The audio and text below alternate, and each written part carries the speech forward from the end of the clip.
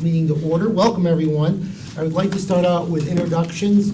Commissioner Dave Eckers, would you please start? Yeah, hi, my name's Dave Eggers, Pinellas County Commissioner. Josh Holman, City of St. Petersburg. Commissioner Kathleen Peters, Pinellas County. Vince Cox, Pinellas County. Jeff Gow, City of Dunedin. Hello, I'm Brad Miller. I'm the CEO of PSTA. Tom Reed, Vice Mayor, City of South Pasadena. Hello. Patty Reed, City of Pinellas Park. Hello to you, too. Good morning, everyone. I'm Dan Swanky, Mayor of City of Oldsmar, and I'm your Vice Chair, filling in for Gina Driscoll today. She had a commission meeting, so welcome, everyone. Before I get started, I just want to share a quick story. Brad and I, last week, were up in Tallahassee, and we met with Senator Ed Hooper, Nick DeCiglia, Darrell Roussan, and our House representatives. We met with Adam Anderson, Jessica Baker, Kelly Skidmore, Lindsey Cross, and I actually got to meet with Linda Cheney during the Suncoast League of Cities meeting. So it went very well, and I thought that Brad, we had some, Jeff Gow couldn't make it, and I believe Gina couldn't make it. So I was up there for the Suncoast League of Cities, and Brad and I had a very productive meeting in Tallahassee, advocating for the PSTA. Do you want to add anything to that before I keep going, Brad? No, I think it was really good. Yep, all right. So that, we are going to start with Trish Collins going over how the board determines our budget priorities. Then Debbie Elias will be going into how the context of how we compare to our peers. Finally, before, we will end with our initial look at the issues in next year's budget.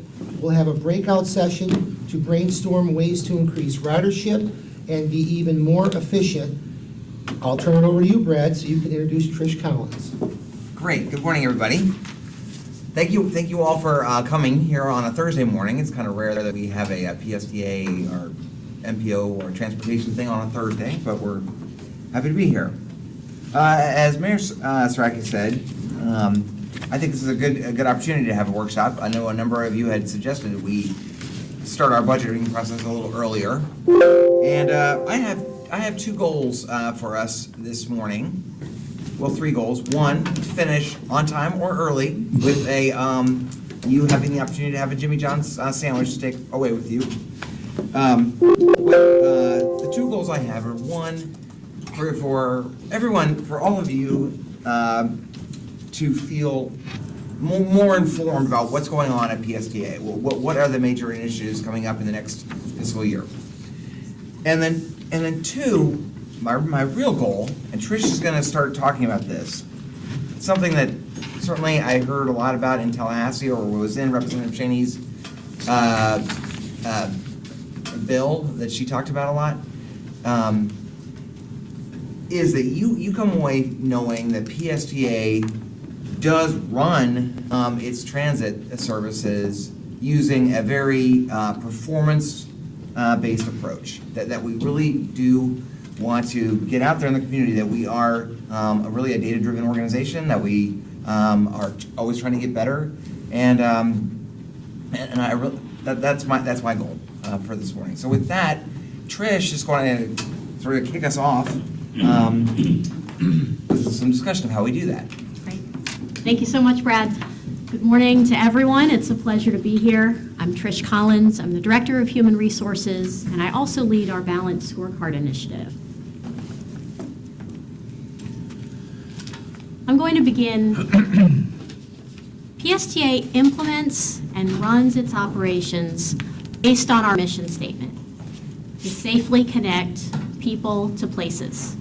It's very simple and direct, on purpose, but it takes the effective and the efficient operation of the entire agency in order to achieve this. Our mission statement is, and it should be, the primary objective that we aim to achieve, and it's what drives our strategic priorities and our operational decisions. Our mission statement's overarching goal becomes developed out into specific priorities in our sustainable strategic plan. And it's the first link in a chain of tools that are aligned and drive PSTA's performance. Next, our performance count scorecard ties our sustainable strategic plan to the operational and capital decisions that are made on the ground every day. Let's take a closer look at each of the three tools which form our performance management chain. Starting here with our strategic plan. PSTA's Sustainable Strategic Plan was developed and was adopted by the board in 2021. And it's based on a triple bottom line of priorities: healthy communities and workforce, environment, and economic vitality. And each of these priority areas has detailed sub-objectives, which together span all of the activities within the entire organization. The next link in our performance management chain is the balanced scorecard. And it's built on the same three priorities as our strategic plan: healthy communities and workforce, environmental sustainability, and economic vitality. Each of these priority areas is associated with specific metrics and specific goals that are tied to our performance in that area. And it's very easy to read. If you see green, we're meeting that metric. If you see yellow or red, that means we need to work on that area. This is your tool and ours to help drive the performance of the agency. And you, our employees, the entire community can easily see how we're performing to our metrics. This type of a tool has been used for about 30 years across public and private industries, and we've been using it here since 2018 to drive our performance. This organization-level scorecard with the top outcomes of the agency is reported to the executive committee every quarter, and we review it internally to drive our focus where it's needed the most. In addition to this top-level scorecard, every PSTA division and every administrative non-union employee also has their own scorecard with metrics that are aligned with and roll up to the priorities on the organization scorecard. And to incentivize performance even further, performance reviews and merit pay increases for all administrative employees from our CEO on down are tied to our performance on these scorecards. In addition to the scorecard, we also report key performance metrics to the board in several other ways. There are key performance metrics included in the monthly board report, and we also measure ourselves, benchmark ourselves against our peers through the American Bus Benchmarking Group.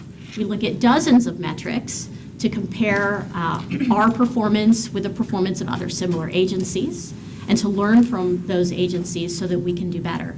And you'll hear more about the American Bus Benchmarking Group in just a minute. I have a question. Yes, go ahead. Is this posted on our website with the dashboard? This is in the executive committee packet. Yeah, but on our website, so the general public could see our performance results, is there a dashboard on our website? There's not, but that's certainly something that we could do. Yeah. Thank you.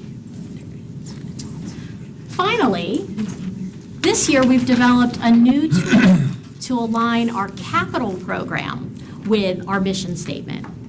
Abhishek Dayal, our Director of Project Management, and his staff have taken the lead to develop a new methodology to rank, score, and prioritize our capital projects in the capital improvement plan. There is a copy of this in your packets and a current ranking of all of the projects in the capital improvement program. The capital improvement program, the CIP, is a 5-year program that helps us plan for state of good repair, major replacement projects, and other major capital projects that are coming in the future. As you can see, if you look at the rankings, our Clearwater Transit Center, the redesigning of our outdated website, and the replacement of the oldest buses in our fleet are the top ranked projects in our capital plan. And that's because they directly provide a benefit to our riders and because they provide financial stability benefits to the agency. With that, I'd like to turn things back over to our vice chair for any discussion or questions. Thank you very much. Thank you very much. Yep, thank you, Trish. Is there anybody that has any questions? I would just like to add, Commissioner Peters, your suggestion, I think it's a great idea, and Brad agrees. We want to put that on the website. It's a wonderful idea so that the public can read that scorecard. Mr. Schulman? Yeah, just a question on the capital project scoring sheet. How do we come up with the weighting for the different categories? Sure. Well, Abhishek can probably give us some details on that. It is tied exactly to the priorities that are in the Sustainable Strategic Plan. Yeah, so good morning, everyone. I'm Abhishek Dayal, Director of Project Management. So we pretty much took the guidance from our Sustainable Strategic Plan, some of the main key pillars that were identified in the plan, and that's what gave us the ratings in terms of state of good repair, in terms of environmental sustainability, benefits to the riders, those types of things. And we worked internally as a group with all the departments to create those priorities, taking, again, a leaf out of the Sustainable Strategic Plan to create those weights, and that's how we scored all the projects.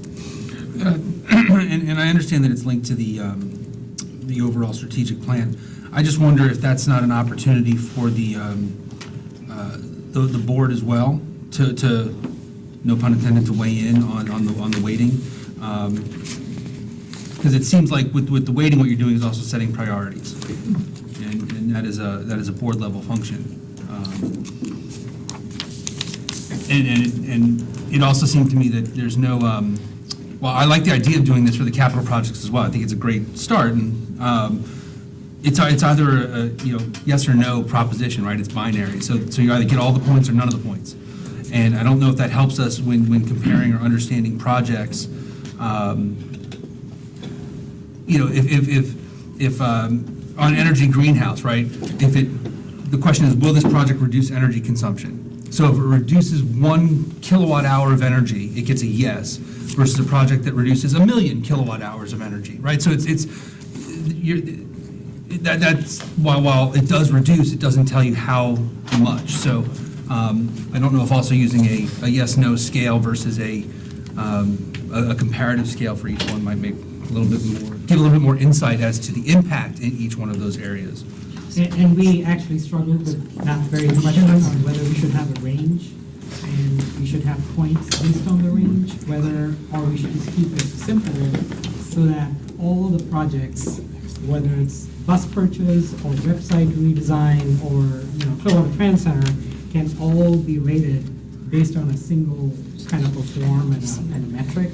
So we had a lot of discussion about that exact point on how fair is it for a website redesign to be scored the same way as something like a Clearwater Trans Center or a Sunrunner project.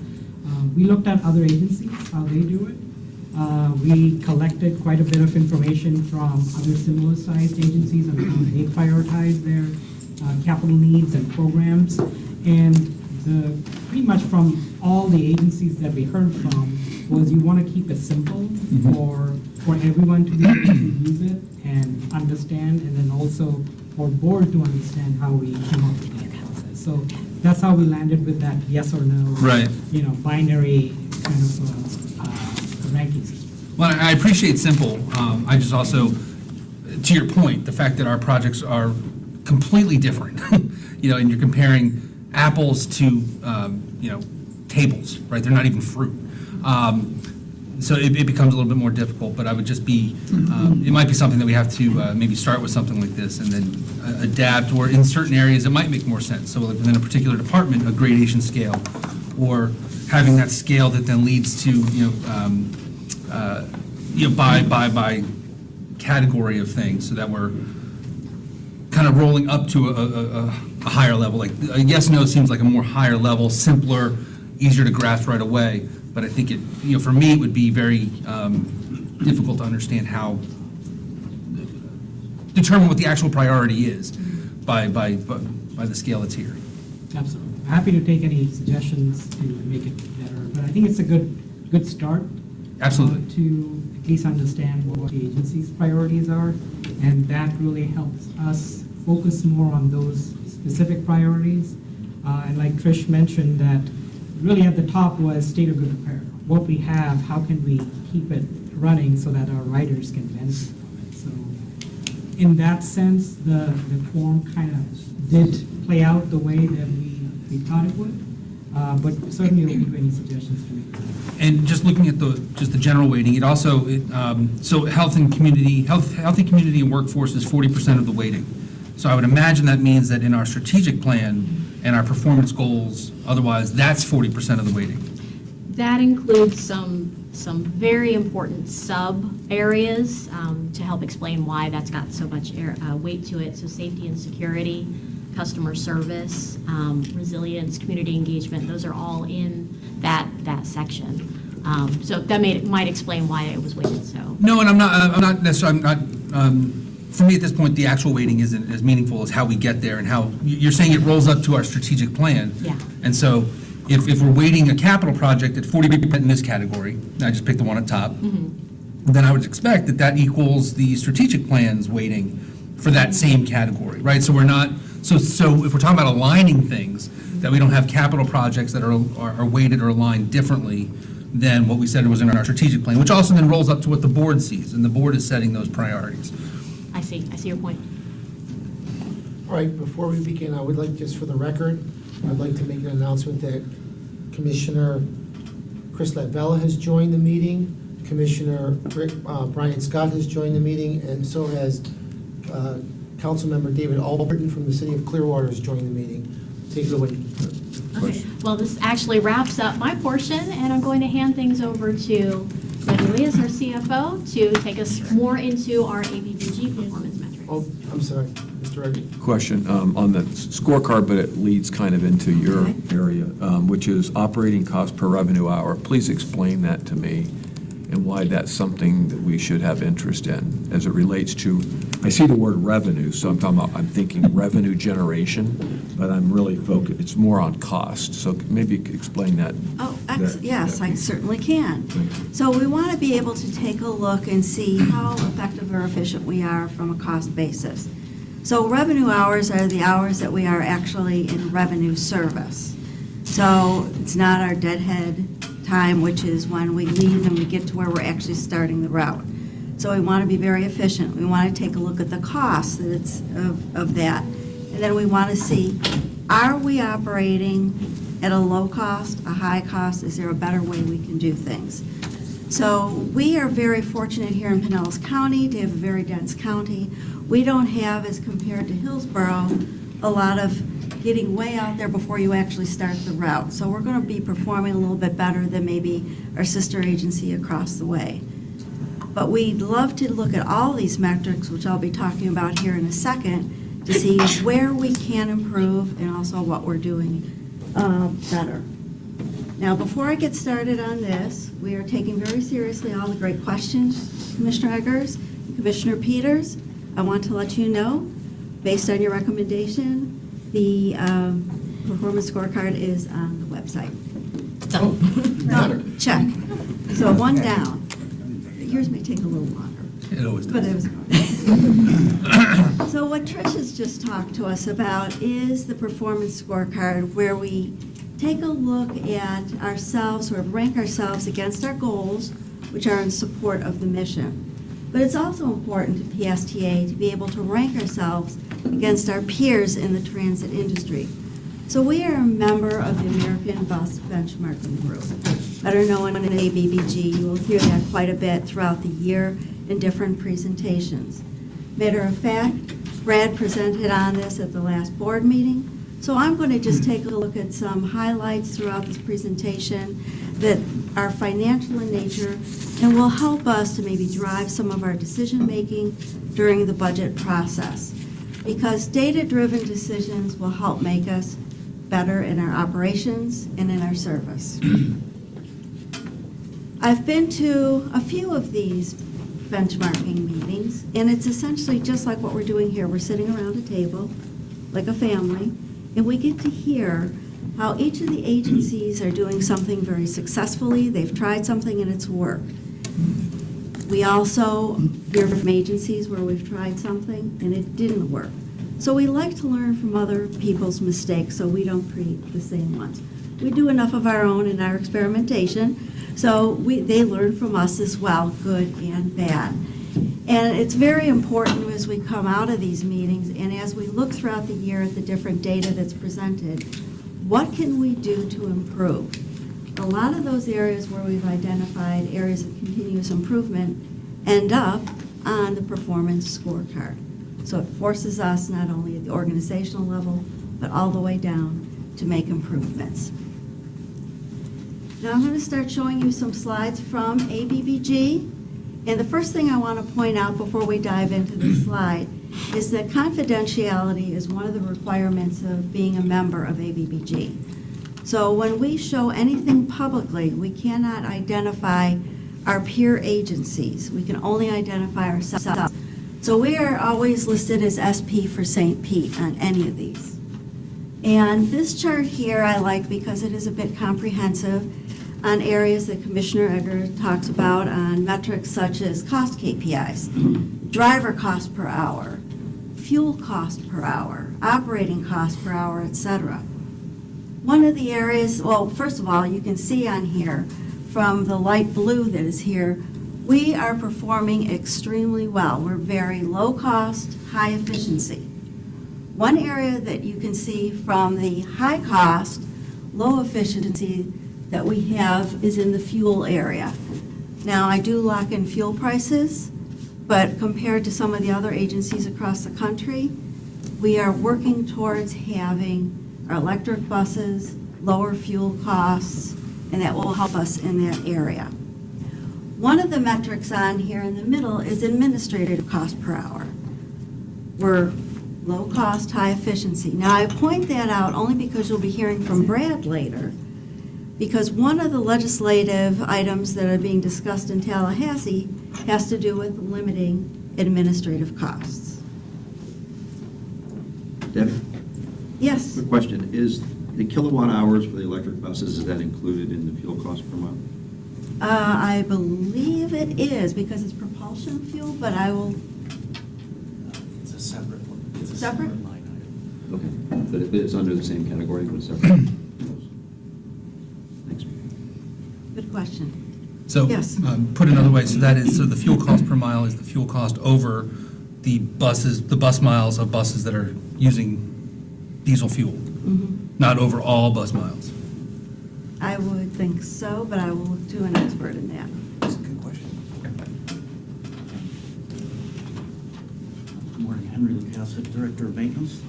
So, real quickly, the budget, diesel fuel and unleaded fuel, those are two separate line items. And in the budget, we have a line item that calls out propulsion fuel, which simply tracks the budgeted costs for electricity kilowatt hours.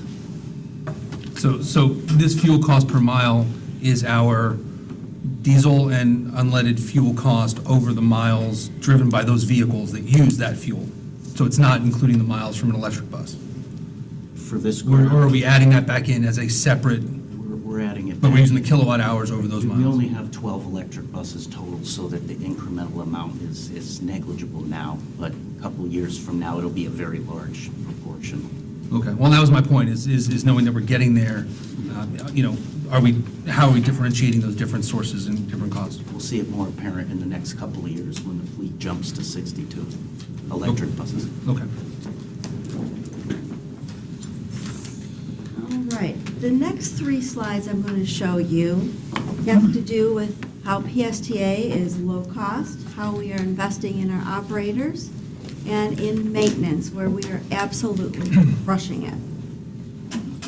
So this chart here, and here we are, SP, is showing the bus operating costs per actual vehicle hours, and it's adjusted for regional prices, because we may be a little bit higher price than Buffalo, New York, where I came from. We may be a little lower cost based than California. So you can see we're very low cost here. And where we do take our money and invest it is in our operators. This chart here shows that we are at this end of the chart. So we've given about a 20% increase to our operator wages since 2018. That was based on union negotiations, and also the board came back a couple months later and added additional wage increases to our operators above and beyond what was negotiated. When you look at it with inflation, you can see that we are keeping our operators just above the inflation line. Now, this has been very helpful to PSTA. Why? Because unlike some of our other agencies that we are in our group, we're able to make pullout in the morning. We haven't had to cut routes because we don't have operators. A lot of systems have had to cut routes simply because they don't have people. So when you follow practices that HR has implemented of what we call super classes, having a large group of people come in, having the ability to not only attract but retain our operators is extremely important. Now, it's also important from a maintenance standpoint. I'm very, very proud of our maintenance team here because we have one of the oldest fleets out of our peers, and yet we are, as I think Mayor Saraki would say, we are on fire up here. Like I said, we are crushing it. Some of the things we do here at PSTA for our new members that's different than other transit agencies. In the maintenance team, we give them pay for performance. We give them the ability to increase their wages based on taking tests. They have to study for them, pass the test, then they can get a little wage incremental increase. So they get certified in a variety of areas. So I think that's been very helpful to allow us to be the best in the nation. Now, this is One question. Oh, sorry. Thank you. Refresh my memory on this benchmarking group. The Florida agencies that are in it are us in Jacksonville, right? Or is it just us? Just in Jacksonville. Okay. Yeah. Okay. This is a test of your eyesight. This is very much a contextual chart. And what it is showing here that I think is very interesting is that public transit is really one of those governmental entities where the federal government, the state government, and the local governments all come together. And we work as one unit to make things happen within the community. Now, on this chart, the red symbolizes the federal government. And these are all operating costs. The light blue is state, and then the dark blue is your local monies. So we are way over here. You can see we've got some red, very little blue, and then a lot of the dark blue, that is our local property taxes. And for me, it becomes a balancing act of how we use our funds in a strategic way. Some of you have been here, have heard me talk about this, but it's worth repeating. We want to take our federal funds and put it to capital and not so much to operations, because that way you're creating assets that will go on for a significant number of years. So I think this is important from a strategic standpoint of how we use our money. Debbie, this is all revenue. These are how we use our operating costs. So the revenues that come in. How we use our Yes, you are operating- correct. Okay. So these are 100% of our operating costs in our case are funded by about $5 million in our case by the federal government. Then we have another little bit from the state, and then we have the property taxes. But you're really trying to show the mix of governmental revenues. Right. So it doesn't really, doesn't include a piece of what, if this was total revenues, there'd be another piece that says farebox or Well- anything else, because, Yes, in our local piece down here is the property tax, advertising revenues, which you'll hear Brad talk about in a little bit, any of the fare box revenues, those are local.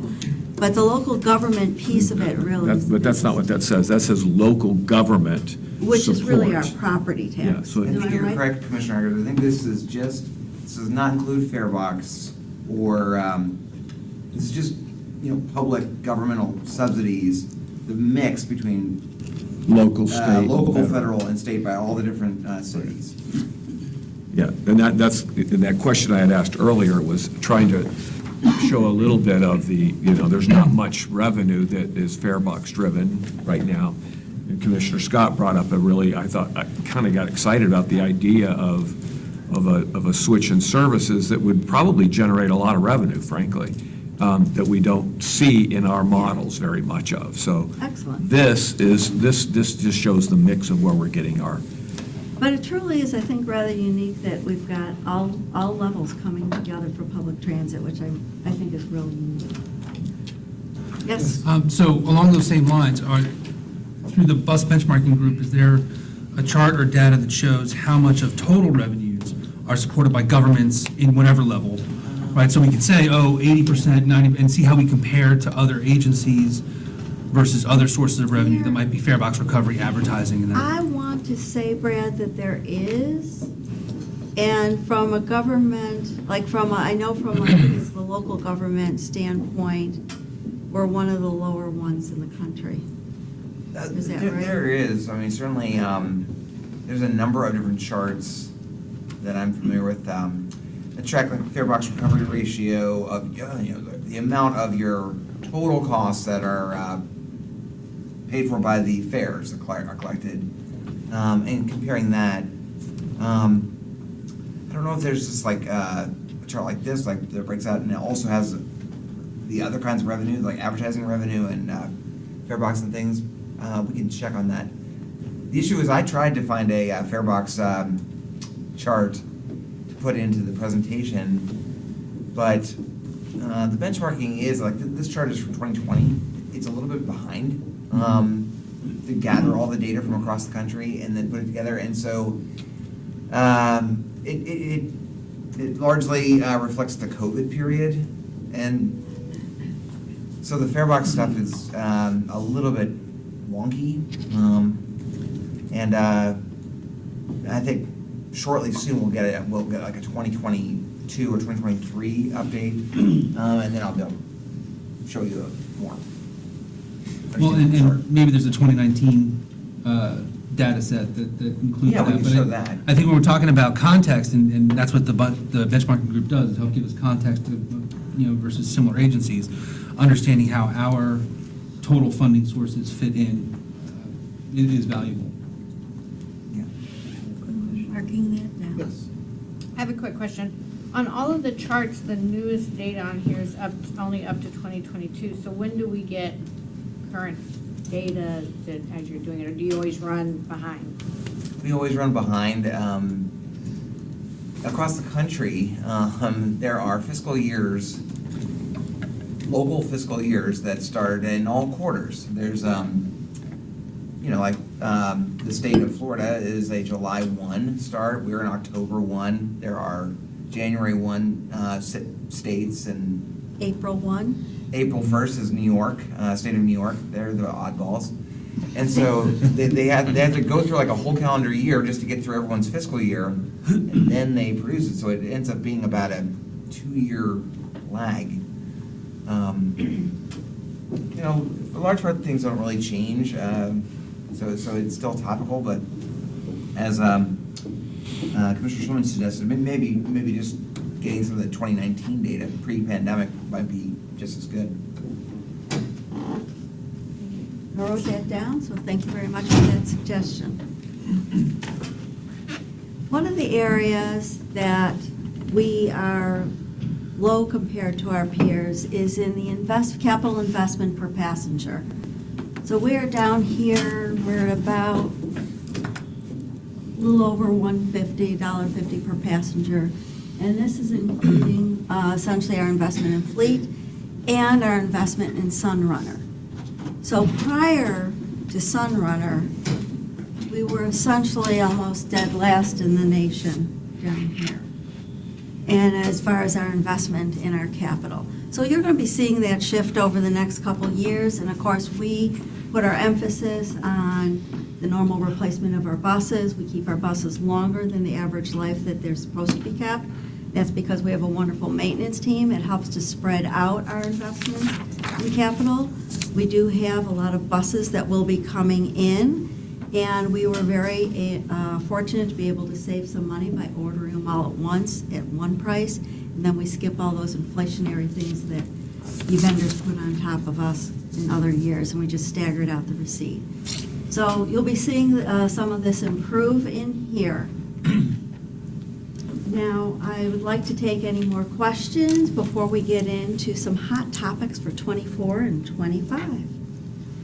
I just had one additional question. On the wage inflation across the group, was that a national average for inflation, or was that done area I specific? think it was area specific. Let me go back. Oops. Brad, are you aware Are of you it was talking about area? that slide? Yes. And what is your question? Is it a national average for inflation? Is that the number that was used as an adjustment, or was it based on the geography? Right? Yeah. So I our think it cost was of a living national increases are average. different than Buffalo. Yeah, I think it was I don't think it was a region, or I think it was just a national average for inflation. Okay. Good question. Yeah, so, Find out. because the Tampa Bay area had a higher than average inflation rate, Yeah. depending on also exactly which pockets you looked at. So where it may appear that we're ahead, we actually may still be just kind of in line with area inflation. Good question. Yeah, that, because the other one was based on regional inflation. So not sure on that. Yeah. I can find out from our AD. I would think it would say in the title if it was regional inflation, adjusted regional differences, but so it doesn't, so I don't think it does. All right, so we just finished talking up a little bit about capital, and did you want to say something, Mayor? Nope, you're doing a great job. All right, well, speaking of capital, I'm going to introduce Abhishek Dayal, our Director of Project Management Office, to talk about our #1 projects. Thank you, Debbie, and again, good morning to everyone. I'm going to kick things off with our #1 priority in our capital program, and that is the replacement of the Park Street Terminal in downtown Clearwater. So we put this slide here to just set the context on why it's needed. So Park Street Terminal, this is a major transit center in North Pinellas County, and it's a very critical facility for us because a lot of the riders use this facility to connect on to destinations in North Pinellas County.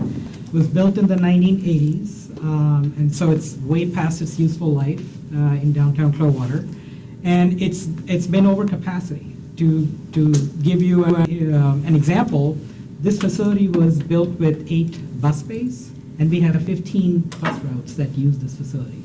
So the remaining buses, they have to park outside this facility to keep things going, and people have to cross the street to get to the facility and connect on to the other routes to be able to keep going north or south. This was also built pre-ADA, so it's not ADA compliant. We've had some significant structural issues. I've included some pictures on some of the ongoing structural issues we've had. And just echoing what Debbie said, our maintenance team does a fantastic job in trying to keep things safe for our passengers, but we're at a point where we do need to replace this facility. And unfortunately, this site is not sufficient for us to be able to build a facility that can accommodate those 15 bus routes, let alone our future routes that we might have in the offing. So for those reasons, and one more thing I should say is the roof of the facility is too low for our hybrid electric and electric fleet. You can kind of see in this picture here, the bus barely fits underneath the roof of this facility. And so for all those reasons, that's why we are looking to build a new facility, and thanks to the city of Clearwater for partnering with us on the land that they're providing to build this facility. I will also say that we heard some concerns in the last board meeting from some board members, so we'll give a more detailed presentation on this project in March to talk more about why this facility is needed, where it's at, and, in terms of the status of this project. We have one question. Commissioner Scott? Thank you, Mr. Mayor. Probably more of a comment than anything. I've been thinking about this, and I'm just wondering if this is the best location for this new transit station, because this site, while certainly bigger and better than what we have now, is still going to be somewhat site constrained. And I don't know that it's really consistent with the downtown Clearwater redevelopment plans. When we look at Alt 19, which is not that far away, and we know that corridor is ripe for redevelopment. It's already Route 15, which is our third highest route. and likely to continue to add more riders in the years to come as that corridor redevelops. And we just approved, I think, $250,000 last month to study what that corridor is going to look like. I'm just wondering if it's better to position this near Alt 19 and 60, and maybe something else in downtown Clearwater is the best and highest use of that property. Just trying to think ahead in the future. Is this really the best place for that? It just seems to me that Alt 19 might be a better, because you've got all that old commercial property there that's just ripe to be redeveloped. And I'm just thinking out loud, is that a better situation long-term than downtown? It's really best to have it right in downtown Clearwater.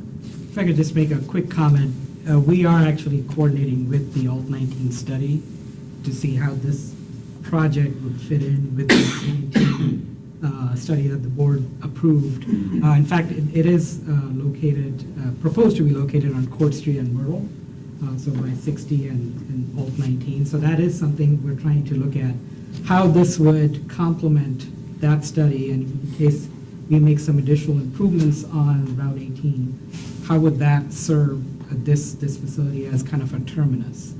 So again, we are early in the phase in terms of the design, where we just completed 30% design. We worked pretty extensively with the city of Clearwater to make sure it fit within their downtown redevelopment plan. And more recently, the city did give an update to their council on how it does fit with their plans and how we can make it even better so that it's more walkable and pedestrian friendly. So yeah, there's more work to be done, to your point, and so we're working with the partners on that. Any other questions or comments? Thank you, Jack. All right, well, I'm going to turn it over to Jacob Labutka to talk about our next priority. Thank you, Abhishek. Good morning, everybody. I'm Jacob Labutka, Planning Manager here at PSTA. So in addition to looking at enhancements to our capital infrastructure, the Planning Department this year is looking at how we can enhance our bus network through the Community Bus Plan.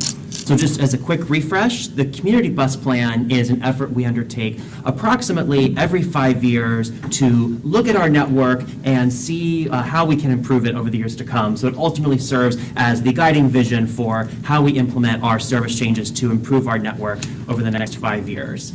So this is an effort that we work very closely with Debbie and her finance team to make sure that this is an operationally realistic plan within our budget. So based on the operating projections you'll see later in the presentation, we are not anticipating a budgetary requirement to need to reduce service. So we are, for the plan assumptions, working with our existing miles and hours that are currently out on the street today. So over the course of this year, we are engaging the larger community, both riders and non-riders, as well as the board, to discuss how we strategize improvements to the transit network. So this is ultimately an opportunity for the board to weigh in on the potential restructuring of our route network. I know a big question that we're going to be asking the community and the board in this process is how we best allocate our service. Do we allocate our services in a way to have more geographic coverage and provide services to more people through the county in what I might call a coverage-oriented scenario? Or do we focus our services more where we have high productivity and where we'll get more ridership, or more of a core-based scenario? Pretty much every transit authority in the country, PSTA included, is somewhere on that spectrum between a core and coverage scenario. And through this process, engagement with the community and the board, we can receive direction on how to best proceed. So over the course of this year, we are going to be coming back to you several times to discuss this plan. So we're going to be, over the next few months, developing what those scenarios look like, what a coverage scenario looks like, and what a core scenario looks like, and presenting that to this group in the spring. And then following discussions with the community and this board and receiving that input, we'll be working with the project team and staff from the community, from cities in the community, to develop what a ideal network scenario looks like on that spectrum based on those initial conversations. And then by the fall, our goal is to take back a final network recommendation for approval. So with that, I'm happy to take any questions on the bus plan. All right, any questions? All right, well, thank you, and I'm going to pass it on to Brad.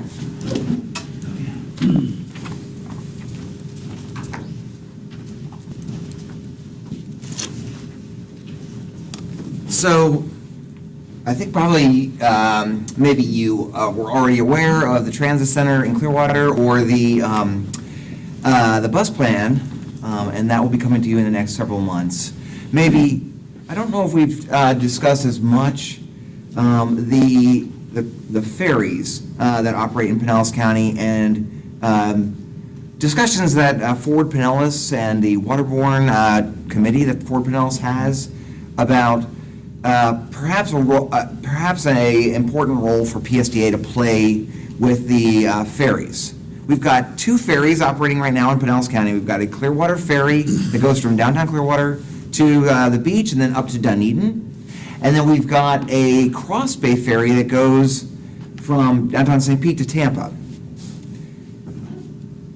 The Ford Pinellas has discussed for a while having a model similar to how PSTA contracts with the Jolly Trolley, where PSTA contracts with the Jolly Trolley, and then we have funding partners with Dunedin and Tarpon Springs and Clearwater. They then separately have interlocal agreements with PSTA to provide the funding, but it's a contracted service.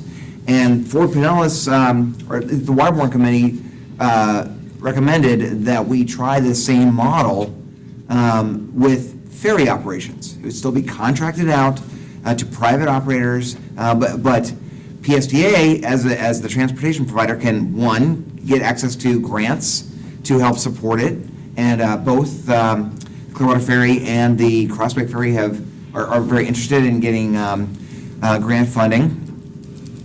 And two, hopefully PSDA can provide some sort of performance measures and things like that some of the cities that have been involved just said they don't really have the expertise to do. PSDA received a $655,000 FDOT grant that will be available this coming July 1st. And so we've been having discussions with the City of Clearwater and Dunedin and Ford Pinellas and the Clearwater Ferry about how we might be able to enhance the ferry operation in Clearwater with that grant. And so I've been working on that now with Whit Blanton and the others for the last couple of months. So just wanted to, it's kind of a heads up that we'll be probably coming to you this summer, hopefully with an agreement with Clearwater and Dunedin and an operating agreement perhaps with the Clearwater Ferry. Same discussions. I just got a call right before Christmas from the folks that are funding the Cross Bay Ferry, which currently is the City of St. Petersburg, the City of Tampa, and Hillsborough County. And you might have read recently that the Hillsborough County has decided not to go forward with the MacDill Air Force Base ferry to South Hillsborough. And so they're now just focused on this the route between St. Pete and Tampa. Those three partners approached PSTA about perhaps that we would be able to draw down federal funds as a federal grantee, kind of like we're doing with the van pool, that could help get grants on their side for capital improvements like docks and things like that. So I'm not sure exactly the timing on that one. I think it could go about the same speed as the Clearwater ferry, but again, at this point, there was really no funding. There would be no PSA funding other than staff time, but it would really be in order to provide sort of a consistent contracting apparatus and then be access to these grants. So I just want to give you a heads up. So just curious, why did Hillsborough decide not to move forward? Was it just purely money? Did they not think it was viable from a ridership standpoint? Any reason why they decided not to? On the military, Yeah. I only know what I read about. I don't know too much detail, but I know there was a lot of problems in getting a docking location over in South Hillsborough that met the environmental requirements. They had a lot of wetland and other problems there. It was going to be very expensive for the place where people would park and then ride it over. And then I think there was also issues with MacDill and the security, getting their own employees off the boat and into their military base. So yeah, at least for now, that's off. I think mainly because of the inability to get a docking location. Okay. Yeah. Yes, go ahead. Commissioner Peters. Thank you. I've got concerns about Crosby Ferry. And most of their operations is being pretty much subsidized by government. And yet, it's, and they call it transportation, but in my opinion, it really wasn't, it was more entertainment. Yeah. And the people that are riding it, mostly St. Pete going to Tampa, is lightning games, things like that. And I personally had a problem with us subsidizing with taxpayer money, that's why Pinellas County is out. When if they drove to the lightning game, they'd have to pay $20 to $30 to park. If they can afford to buy the ticket to go to the lightning game, they didn't need to have a subsidized fee to take the ferry for entertainment. And so I had issues with Crosby Ferry, so that's very public, everybody knows how I felt about it. But when you say the only cost PSTA is staff, now that's a lot, because not only are you writing the grants, then you're doing the reports on the grants, and what if they falter on those grants? Then you are liable for it. And so, there's a lot of staff time going with grant. I was a grant writer for 10 years. There's a lot of staff time that goes to grant writing. And all the reports and all the follow-ups and all the requirements that go with it, and who's going to monitor to make sure they're doing the requirements so you don't default, and then you have to pay the money back because they defaulted. Correct. And so there's some concerns I have about that one in particular. The Clearwater Ferry, those are a city partnership. I don't know. But I've got real problems with Cross Bay Ferry. So I hope that you do some real, before it comes to us, you do some real good digging on that one. Yes, and your points are exactly right, Commissioner Peters. That's why I'm not sure of the timing of it, because we don't know. We've had a lot of conversations, just as you're describing, with the Clearwater Ferry, the folks that operate it today, about, yes, we've received these grants, but then with grant funding come a whole bunch of obligations and requirements on the operator, and then on the PSDA or the cities. So there's more clear and more communication and understanding from that perspective of what is entailed. And maybe in that grant funding, a lot of times they don't allow for administrative costs, but maybe in that grant funding you write a part-time or full-time person that is Oversight and oversight or compliance. monitoring, or something Yeah. that doesn't fall under administration but is a regulatory something. But that can end up costing us a lot of money, more than you think, because we say, oh, it's staff time, but it's a lot of staff time. It can be a lot of staff time. So, those contracts better be really lock solid, that where it doesn't cost PSTA actually should be benefiting if we're the contract. Well, hopefully, we've done some calculations on the formulas that drive our state. If these ferry operations would report, they would generate north of $1 million a year in federal capital grants, and certainly that could, PSA should be able to benefit from that in some way. Again, I have concerns because Cross Bay Ferry was supposed to report to us, and we never got reports. And then when we demand, we didn't get comprehensive. We didn't get real reports. So I have concerns about Cross Bay Ferry. Duly noted. Me too. You too. So that's the beginning, yeah. Lots of folks, yeah. I mean, I think there's a mindset that's different on service that Cross Bay Ferry has versus the one that they gave up on McDill. For me, the McDill possibilities were really all about transit service. Yep. Yeah.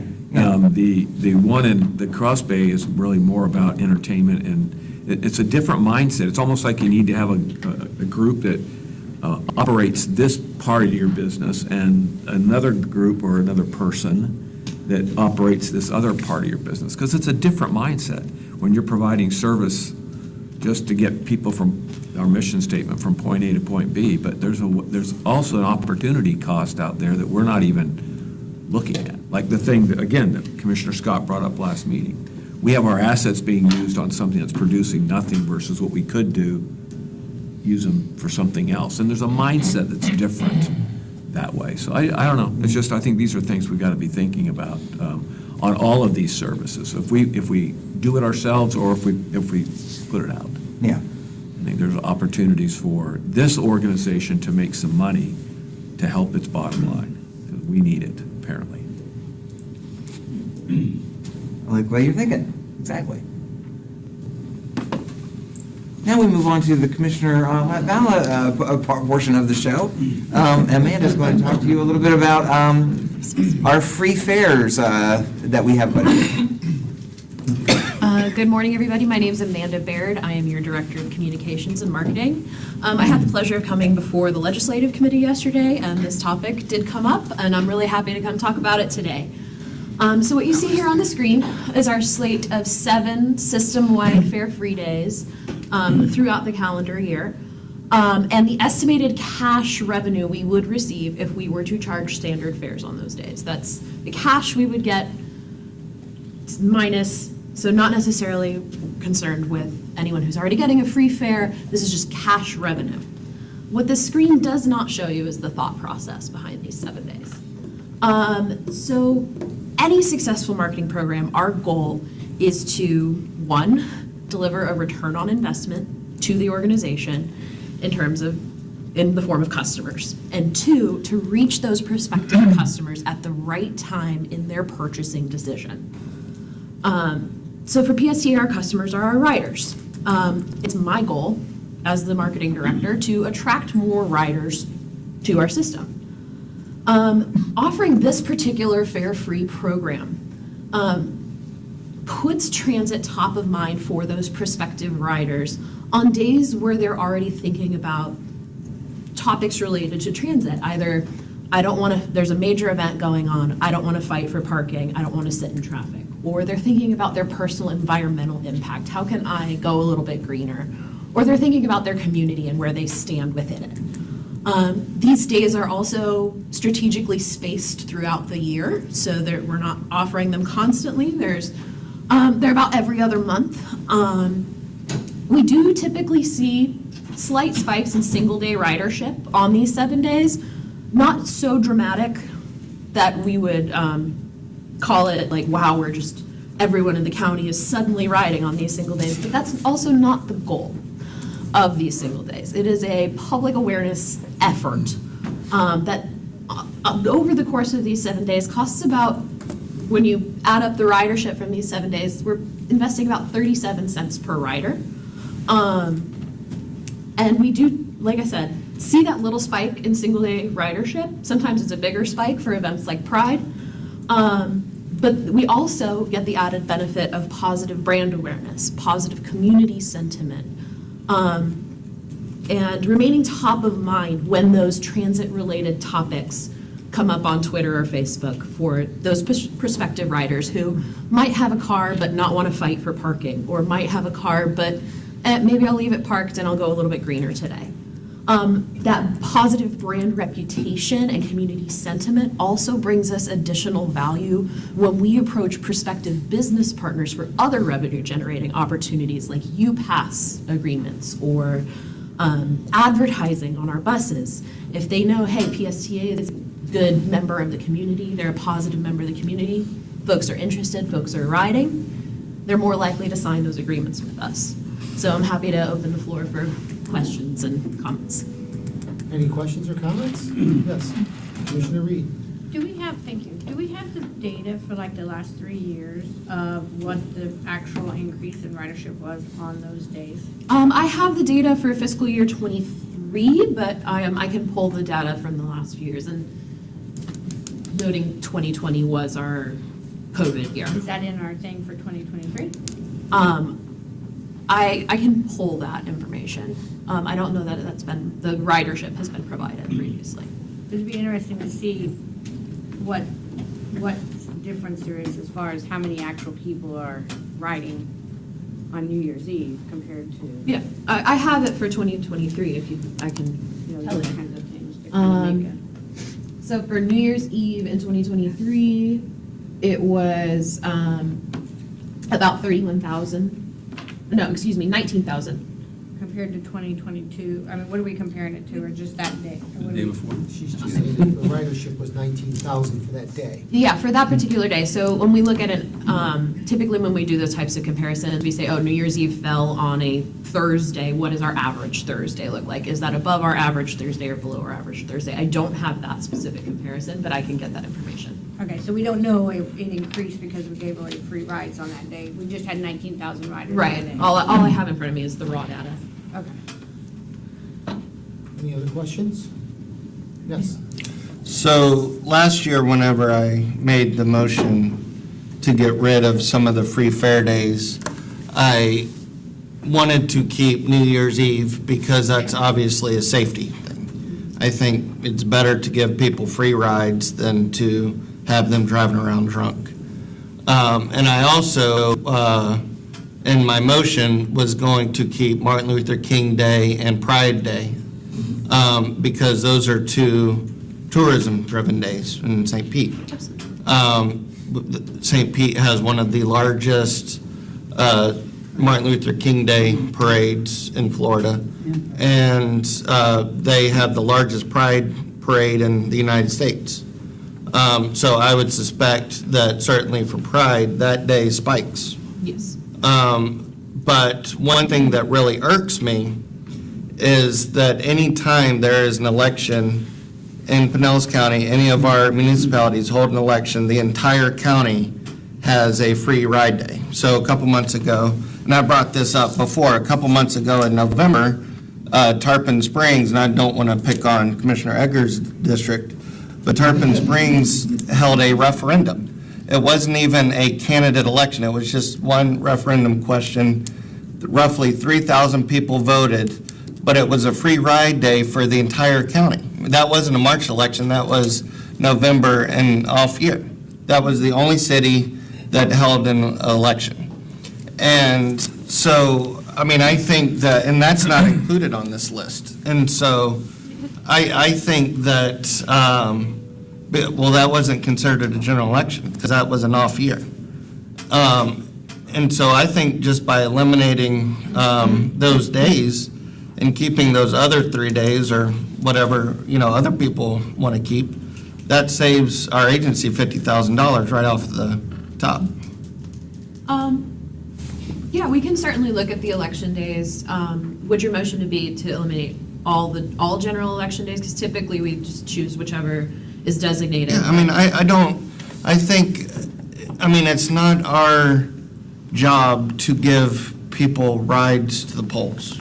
They have, in Florida, they have roughly a month to vote by mail. There's a couple weeks of early voting.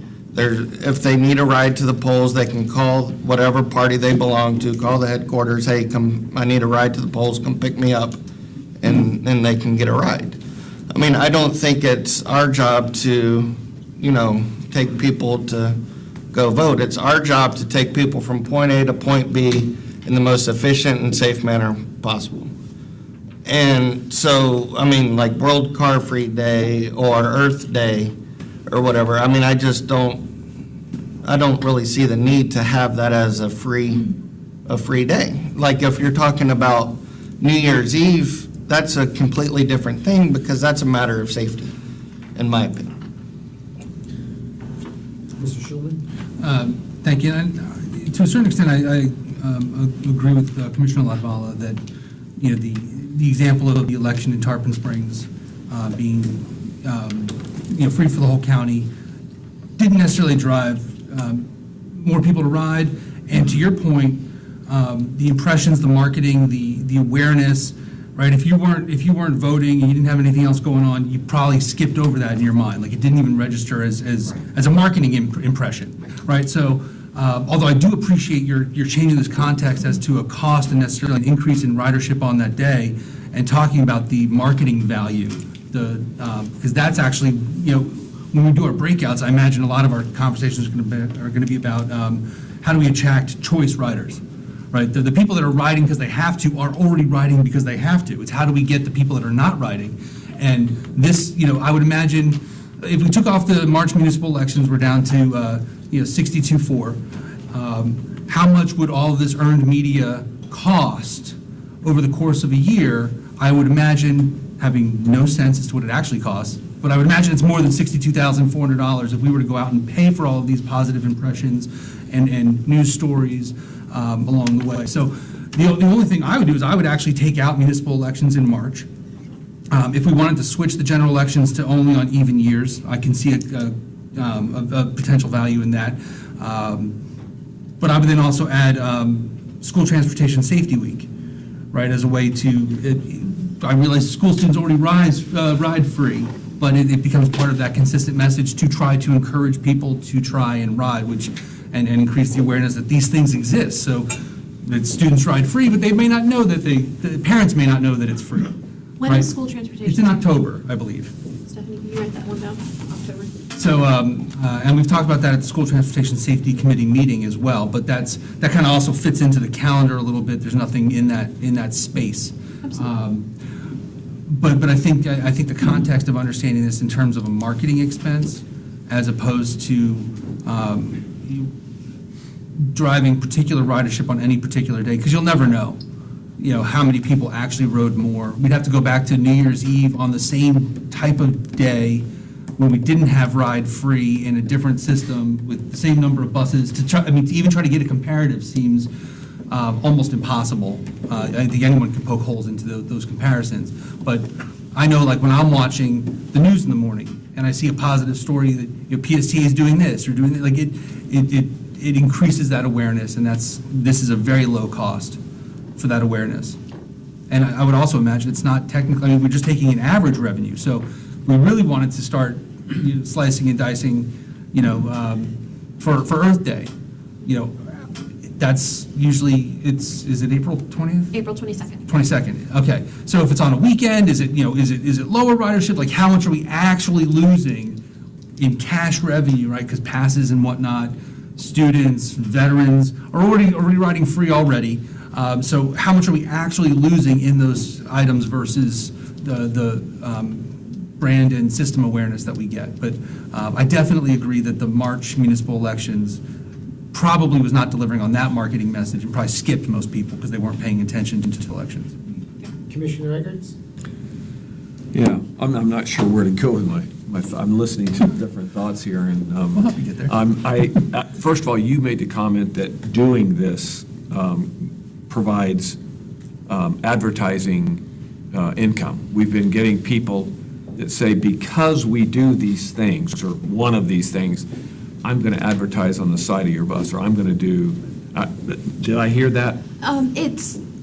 This is an investment in brand awareness. Oh, so it's brand awareness, Which okay. then translates to. Yeah, I would think that the brand awareness aspect of it, I mean, you're going to need to be having 3 or 4 of these a month if you want brand awareness.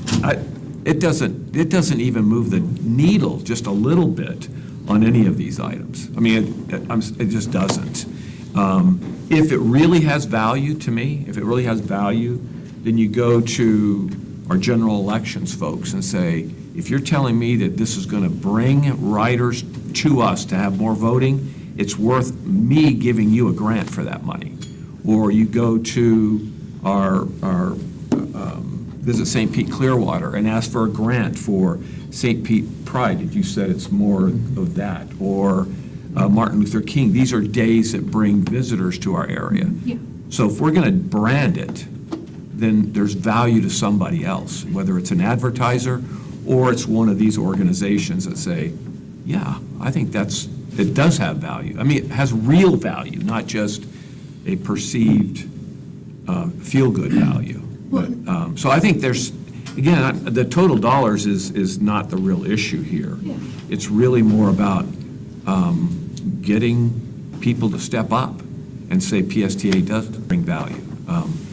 Absolutely, and St. Pete Pride's actually one that we have taken that approach. We work directly with the event organizers, and we provide the fare-free service, the park and ride, and in exchange, our participation in the parade, the outreach events, on the street carnival. We don't pay any cash for that, so it's more of a trade in that particular instance. You don't pay any cash for what? To participate in the St. Pete Pride Parade or table at that event.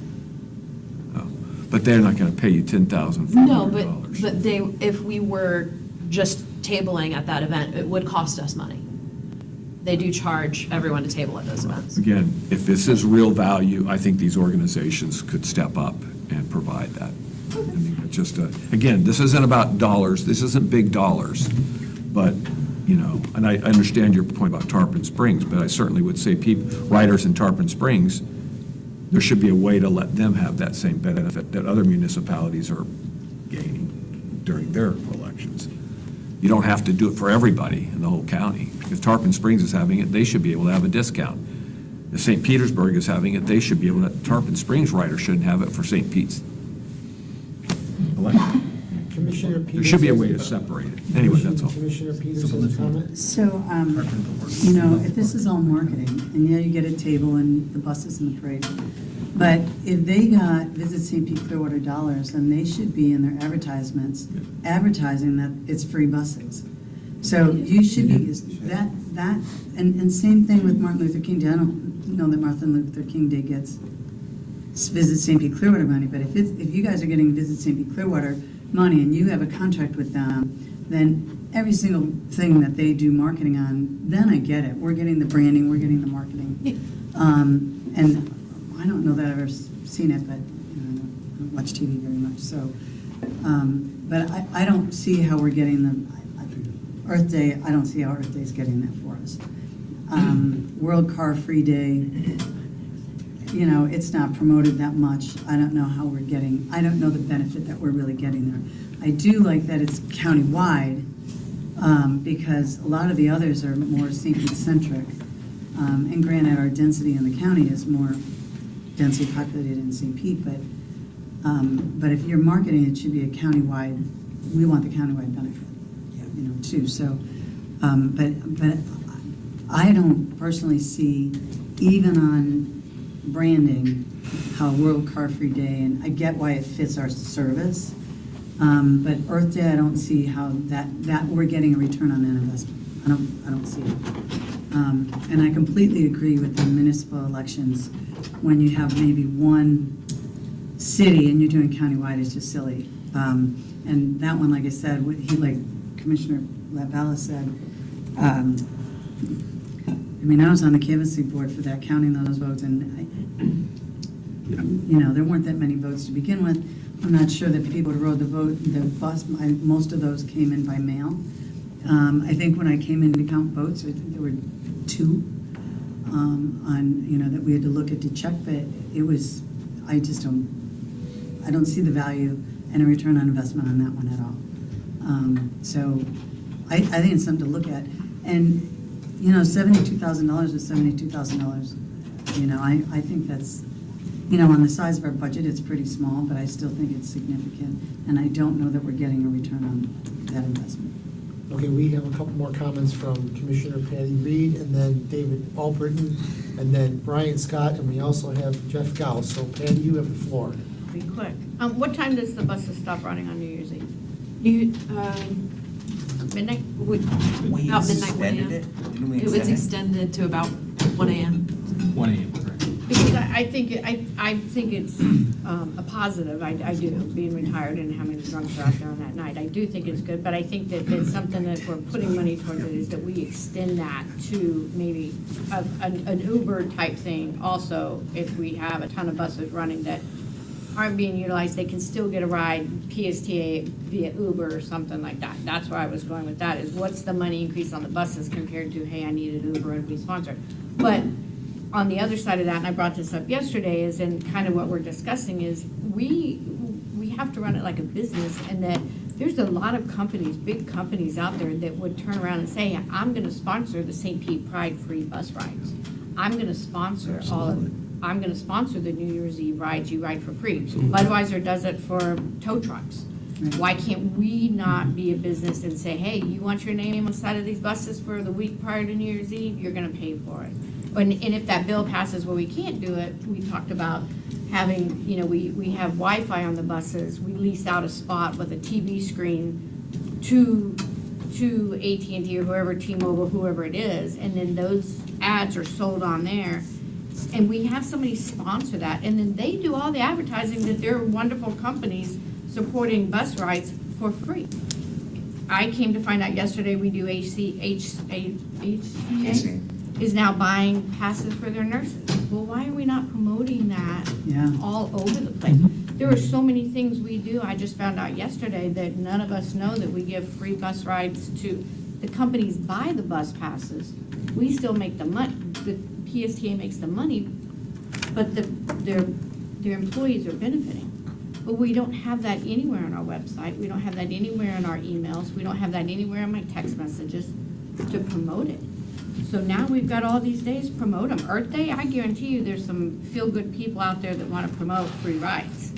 You know, businesses that do it. And, you know, elections, all right, there's a lot of money out there that people want to promote, ride these buses for free. So just my thought on it, you know, but if St. Pete wants to sponsor the Martin Luther King Day and bring it in, I think we should do it. But I think there's some real good promotion money out there to brand them with us providing the wheels. All right, thank you, David Albritton. Yeah, I agree. I think, you know, this is a brainstorming session here on how we can save money and improve revenues. I agree. I mean, there's things on that list we should drop, but there's things that we should keep. You know, the general elections, I'm all for that. Martin Luther King and Pride, 2 big days, but we should be having people sponsor that. And we could put it out as free bus rides by HCA or whoever is going to sponsor it. Let's do that instead of us losing money on it. We could have a double impact. We could say we could still get the revenues or get the money paid by the sponsor, and you know, they get a little bit of advertising on it as well as us. So I think you could eliminate World Car Free Day, absolutely eliminate municipal elections because they're all over the place. And I can tell you in Clearwater, most everybody votes by mail anyway. You got a couple of people that maybe go down there, but you know, I think that's a losing day. But the ones that I mentioned, I think we can keep those 3 events and get them sponsored. And I'm up for any other time we want to do it as free, get sponsors to do it. I'm on board with all that. I think it's a good idea. Thank you. We're running past our break. Let's go with Commissioner Scott. I'll be quick, thank you. You know, the majority of our ridership, PSTA is a utility to them. It's not really a choice. It's they have to use it. So I don't think giving these away for free is really moving the needle at all in terms of brand awareness or gaining future riders. So with that said, I don't think we're getting any really much return investment on that. But I'm all for if we can get people to sponsor it. I think that's a great, whatever date it is. All right, thank you. We talked about the marketing of this. How do we market the elections for Martin Luther King Day? What's that look like? Typically, we do a pretty comprehensive marketing effort. It goes up on all of our social media, Facebook, Instagram, the artist formerly known as Twitter. We also put out press releases. When we can, we put them on our Sunrunner totems and the onboard screens on our trolleys and Sunrunner buses. Those screens will eventually come to the rest of the fleet, so it'll be right on the bus where people are. like I said, we do a lot of press for some of the larger ones. We'll even do like direct pitches to specific media outlets that we think might be interested. So like for St. Pete Pride, we reach out to some of those publications that are really pushing that event. And with some of the major events like Pride and Martin Luther King Day, the event organizers do include that information on their own websites and marketing materials that, hey, get to Pride for free on PSTA. Here's the routes you should take to get to the parade. So we do a bit really, and it kind of varies by event, but we always use every tool in our arsenal. And you know, and I don't want to get into the marketing details, but the challenge I have with social media is that we are totally relying on algorithms. Yes. And how much are we pushing out that people never, ever see, or they don't see until after the event has happened. But I know that that's where kind of marketing is going. Yeah. What I like about the municipal elections is it gives us an opportunity, if we don't do it countywide, but we do it targeted to that municipality, like Tarpon Springs, then we can reach out to the Tarpon Springs. It makes it personal for them. Hey, Tarpon, you can ride for free, as opposed to this generic ride public transit that we may or may not see that event. So I think that for those local elections, those that happen in March, Clearwater, Largo, whatever those municipalities are, just target them. And so again, it brings it home and it makes it personal.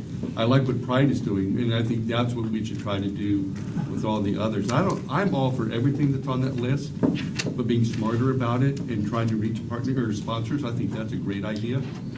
And get them to sponsor those. All right, thank you. So I think we have a consensus here that we all have some opinions of how we should change this.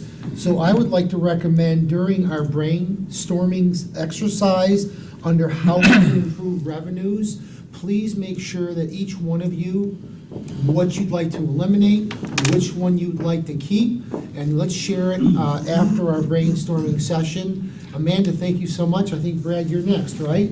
Yes. Because we're running late here. Okay.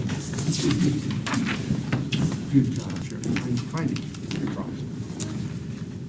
Good discussion on the Fair Free Days. Just one little point on that, my staff brought up, they're like, Brad, Dunkin' Donuts created World Free Donut Day, and then they give out donuts for free on that day. I don't know how they track it, or if they have their board have a big discussion about that. But that's how we're trying to sort of similar talk about how it's a marketing thing for the rest of the year, not necessarily on those days necessarily. Okay. So we had a really much more in-depth discussion yesterday at the PSA Legislative Committee about this, about the pending state legislation in Tallahassee. But I just put on here what I foresee as the financial impacts of potential new regulations that are going on in Tallahassee. So right now, Representative Cheney's PSTA bill is not on the list because I don't know really if there's a direct impact by that bill. There's another bill. There's a statewide. This is a statewide bill, HB 1301, that is moving someone in the House that would limit administrative expenses at every transit system to being no more than 10% above the average for administrative expenses. What Ron Pierce, our lobbyist, said to us, and me and Mayor Saraki, was that this has nothing to do with PSTA. This is something by up in the Jacksonville area, but it's really kind of a questionable thing about exactly how they would compare our administrative expenses or to Hernando County's The Bus administrative expenses or Miami-Dade, So stay tuned on that. That one is really changing a lot. There was other suggestions that they would cap salaries and things like that. So I don't know what the bigger more issue is on the advertising restrictions on that. That bill may substantially reduce or eliminate our ability to advertise on the buses. There are folks up in Tallahassee that want transit buses across the state of Florida to look like school buses. That's what they've said, is that they're just all blank. They're all empty and have no advertising. That would be $1 million hit to PSTA's budget. We get on $1 million of ad revenue. It's estimated by FDOT to be about a $19 million hit across the state of Florida. In our discussions with Senator DeSigley, who's the chair of the committee that will see this in the Senate, and Hooper and all the people we folks, I didn't hear a lot of folks upset about having private ads, like Morgan & Morgan kind of ads like we do. But we just got to keep watching that. That bill also reduces the state DOT capital matching funds for capital projects like we would use on the Alt-19 project down the road, perhaps. Special Transportation Bill 1673 is also a cost. If that passes, that would require us to put cameras on all of our paratransit vehicles. And that would include Uber and Lyft vehicles, which Uber does not. Uber has been activated, and they're opposing the bill. So we'll just see about that. Yeah. I'm surprised they actually don't already have them in them. They don't already have cameras in the vehicles, because dash cams are pretty inexpensive. This is a camera. Yeah, we do have dash cams on our transit vehicles, but this is a camera that look back into at the passenger. There was an incident. I think Commissioner Reed, you told me that you had some knowledge about this, but there was an incident down in Miami-Dade, I guess, where some bad things happened for a developmentally disabled person, so this was this on a paratransit, Uber or Lyft? Any idea? I'm not sure what kind of vehicle it was on, but it was on some kind of contracted paratransit vehicle of some sort. Anyway, this would be detrimental if Uber and Lyft would not be willing to do this with their vehicles, or we'd have to eliminate that program, or we'd have to spend them or pay for the cameras to be installed. Yeah, currently, with our access program, we do have, there are cameras on those vehicles, there are dash cams. On the Transdev. Exactly, and the Transdev portion, not on the MOD. Right, and their contractors, the cab and user do not have cameras, is what I've been told. I do believe, though, they have the ability to do so. They could. So, anyway. Brad, just a comment on that. That should be, whether this passes or not, in our contracts, we should have that as a requirement. I agree. I need to. And Absolutely. I don't see getting rid of mobility on demand and hindering people. Get rid of some of those free days for $72,000 and take those cameras and put it in the vehicles, but you can't, I agree. And what happens is you have nonverbal speaking, and what happened is they abuse the person, or there's people that have been left in the vehicles before they go into Circle K and they just leave them there. They can't verbalize because they're nonverbal, and somebody else noticed and dropped a dime. You had the one guy that raped the girl, nonverbal again. So I think it protects the people that are in the vehicles that are disabled and nonverbal, or people, it is. I mean, you can pull up tons of abuse cases for mentally challenged and physically disabled, and these cameras would stop a lot of that. And it protects the owners and the drivers of the vehicles as well. Absolutely, yeah. So I actually, it's the first I've heard about it, but I actually don't think it's a bad idea. I think it's a good idea. And it's just part of the contract. Yeah. I mean, Uber, Lyft, I don't know how we're gonna, but if they want the contract. I mean, I'm actually surprised Uber and Lyft that they're don't not. already require that, Yeah. Well, honestly. it's my understanding Uber did try this back pre-pandemic, and it failed. I'm not sure why they got rid of it. Maybe they saw too many bad things happening in the Ubers. Haven't been sued enough yet. Yeah. HB 472 has been proposed in a number of years. This would be on all local governments and entities that have liability is capped on accidents at $200,000 per individual and $300,000 per accident for, and that would go up to 400 and 600 if this passes. That would be just an expense on our risk management. And then finally, HB 287, this bill has been proposed a number of times by the road builders to cap transit expenses as a proportion of the state DOT trust fund at 20%. Now, this is really just a question of the way the bill is interpreted by FDOT, because I've seen that the current percentage of transit as part of the trust fund is 10%, so then there would be no problem to have it be 20%. But then there's other folks at FDOT that say, no, this would be a cap of 20% on all non-road, on airports, seaports, transit, bike, anything else. And then that number is more like 28 or 29%. And then, so that would, if that passes, then that would have to be cut back to 20% for all the modes. So when we were in Tallahassee, we talked to all of our delegation about these and tried to get some more information about it. I think there's like 1301 it hasn't really moved in the Senate yet, and so that has time and opportunity to be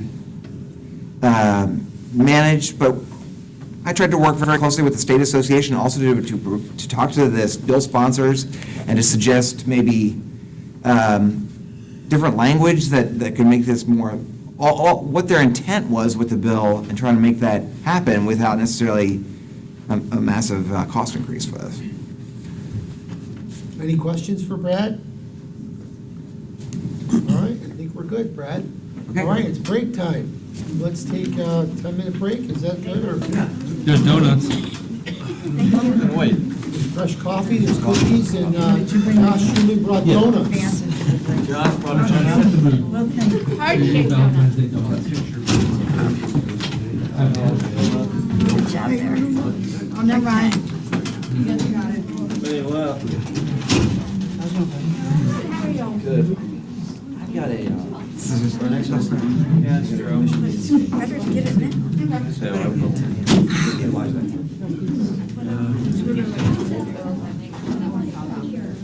How are you, sir? Good to see you. Yeah, I had lunch last week so far. Yeah, I saw it, like the video. Yeah, and increasing Yeah, we got it. sales, April. They might do something. But if they- Good, how are you? You should see what they. Do that. So, yeah.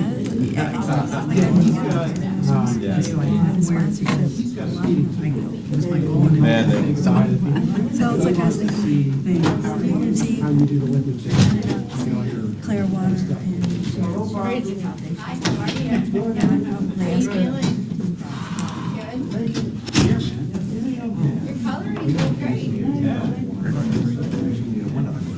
No, $1. I want to give them some data and say if you said something. $1,000. Just say, you can take our units. I heard the first, did you comment about the In county? addition to Pinellas County Schools, so you're getting free rides for all your students. Uh-oh. You talk to your students about benefits of all Where is he? sponsoring, let's say, free rides on the or HCA or micro school or anything. We sponsor. Just add it as a clause in the contract. Maybe if Josh gets this way here, we sponsor safety transportation day or whatever he said. The company, I think we get pressured. We have Schools some sponsor that. Usually a subcontractor, Captain Ramsdale. Actual afternoon. And I'm like, hand pressure, they would. And same for Barry and Metro. Right, good, yeah, because we can't, because we should. Right. For their giant taxes, they could do that. You're in charge. Access road. Don't give me that responsibility. But you can. We're like 7. Last year we were. So you're not gonna get the same level of service, you're not gonna get the same level of service. If you want the We're added actually security cameras. wager up on the baseball game coming up? Oh, are you gonna come? Good. Sure. Did I say it was, did you say that? No, I don't have a damn sign up. Yeah. No, I don't see $5. $5. All right. I like that very As I was just good. saying, I think we could pressure them. I like that. About everyone is kind of just fun. I know, and I said if I Staff is so over the top. I mean, it's like. Is this breakout?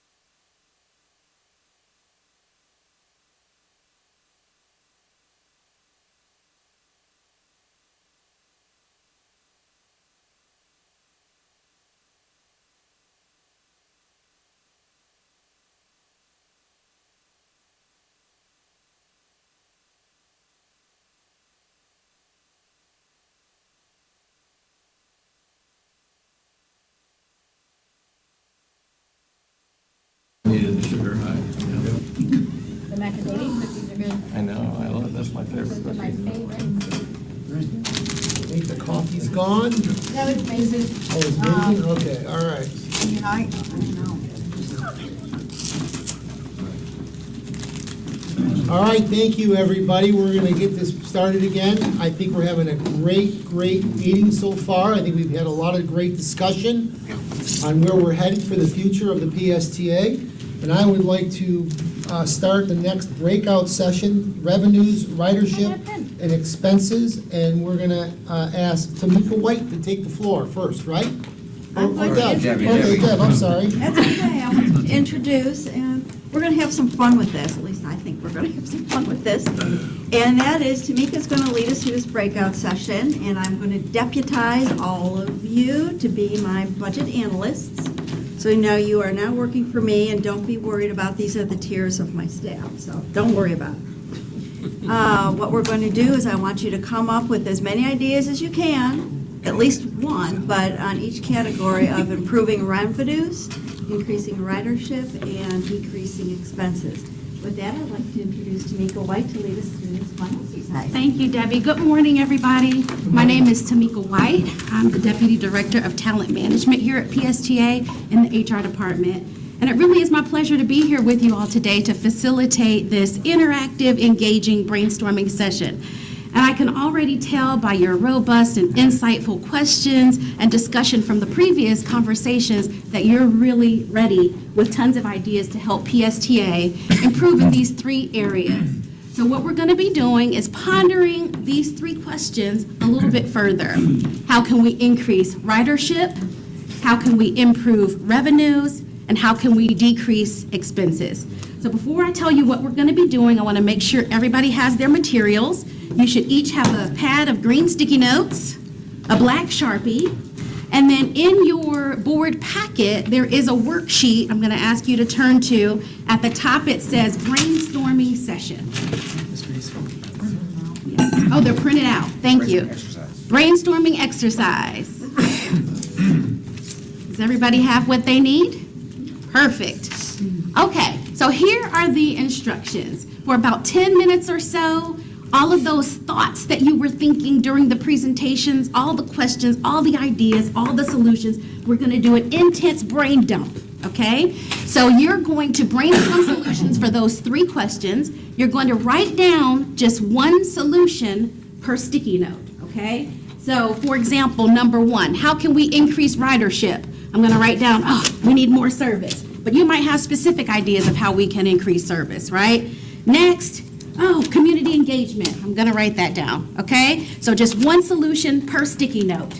It's going to help you to kind of organize your sticky notes at your little workstation, okay? So as you're writing down all your ideas for question number 1, how do I increase ridership? Put them in a pile. How do I improve revenues? Put them in a pile. How do we decrease expenses? Put them in a pile. What questions do you have? Everybody's clear on that? Okay, so on your brainstorming worksheet that you have, there are just a couple examples that are given to you under each question. You're not limited to those. That's just something to spark your ideas and to get your creative juices flowing. So for the next 10 minutes, you're just brain dumping all your great solutions to answer those 3 questions, 1 idea per sticky note. Begin. That was a long time ago. Did they have sticky notes back then? Sheet, I'll put these up here. I was saying he's cheating. Yes, they did. They didn't have these.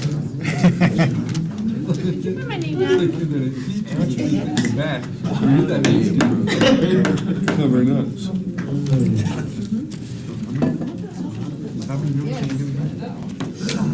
We're not like on an island here. There's definitely lots of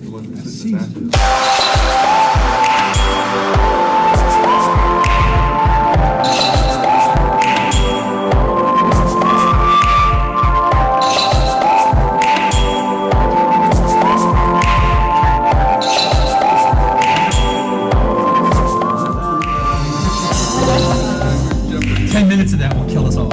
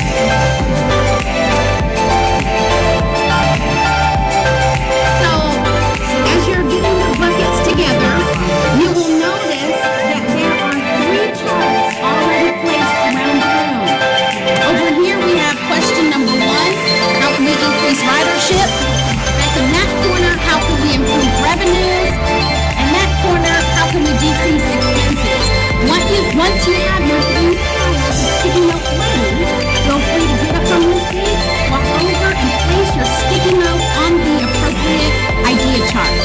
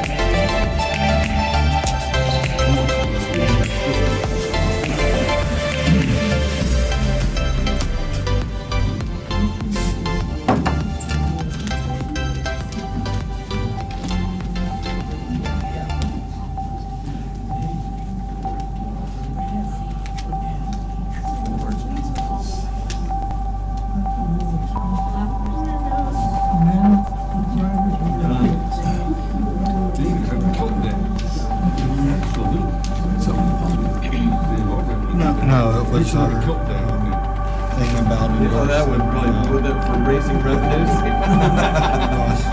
Raising something on it.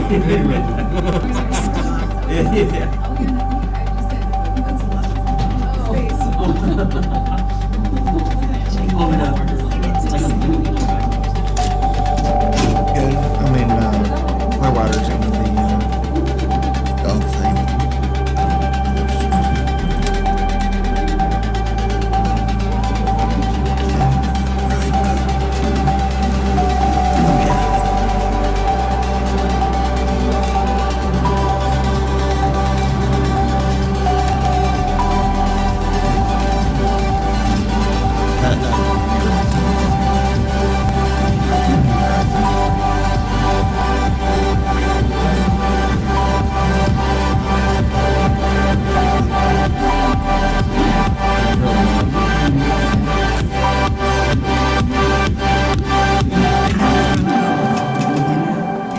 Did everybody get a chance to pull a number from the bucket? No?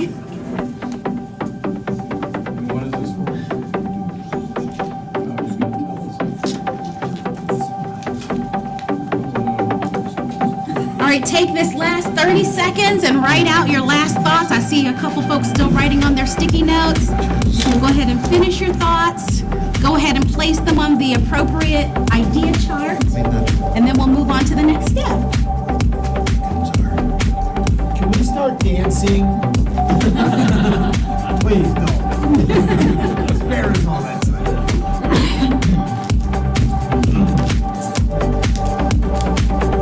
Okay, so for this next step, you've already picked your index card from the basket.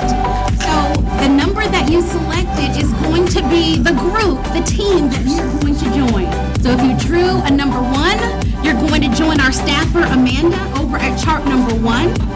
If you drew a 2, you're going to join Heather back there to discuss how we can improve revenues. And if you drew a number 3, you're going to be working with Al on how we can lower expenses. At your wall charts, what we're asking you to do is take a look at the data that has been presented. Take a look at all the wonderful ideas that you guys brainstormed and put on the idea charts. See if you can group like ideas together, identify any patterns, key trends, group like ideas together, and then after a few moments, we'll be reporting out to the larger group what your group determined at your wall chart. Okay? So if you would get up, go to your corresponding wall chart, and start a group discussion about the data there. Can I have input, Heather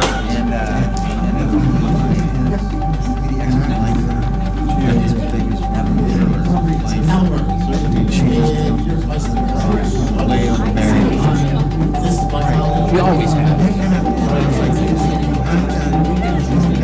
You're not on the ballot.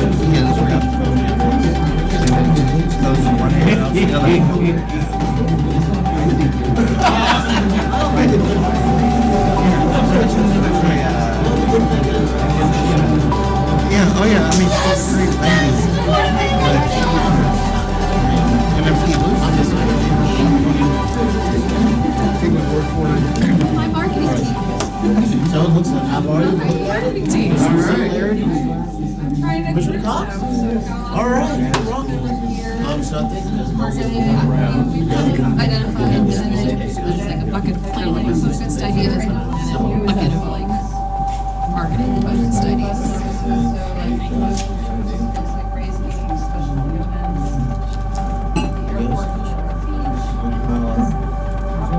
I would ask to look at the parade here now.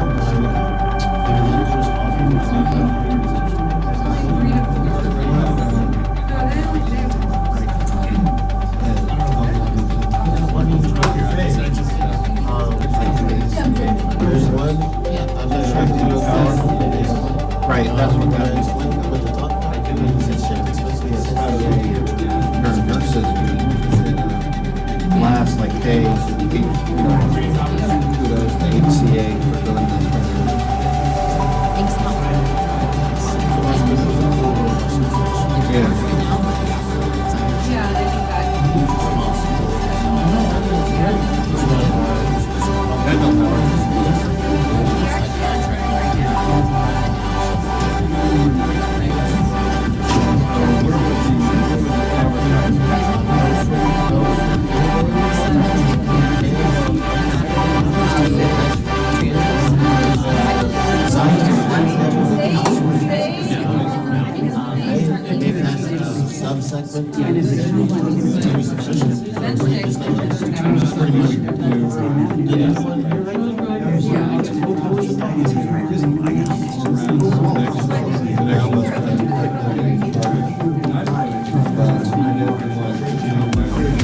So as you guys are looking at the summarize it. So that was more on service and operations perspective. Oh, yeah. It's like Councilmember Albrecht is going to be, he got represented. No,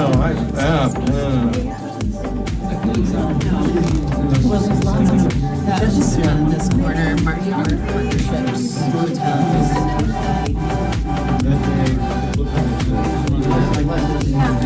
Like which advertising, days, free rides. Opportunity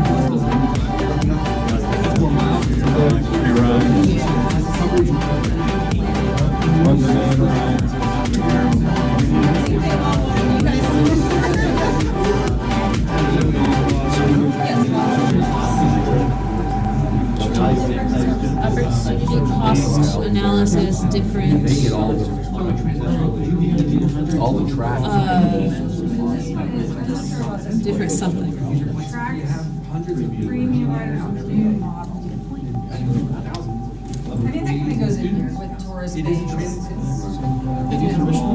Planning things, right?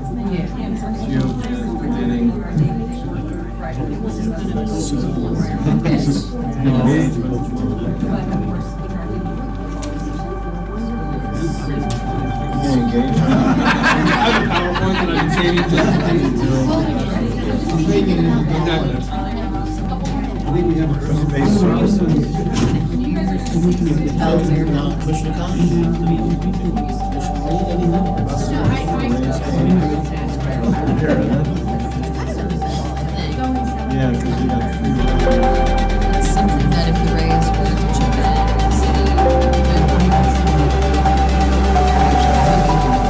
Rays on Valentine's Day about that sort of topic.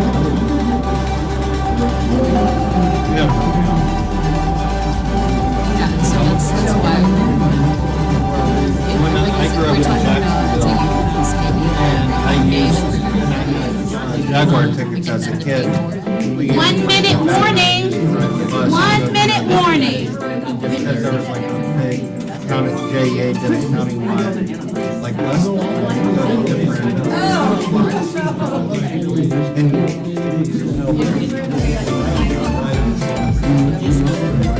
Well, that's what good, there's some that kind of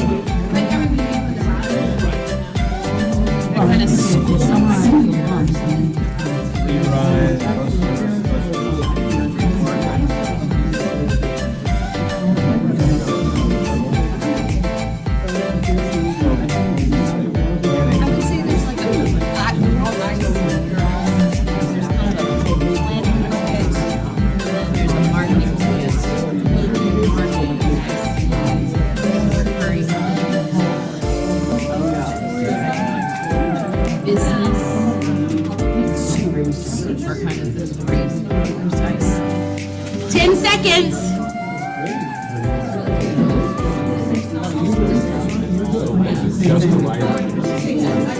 Yes.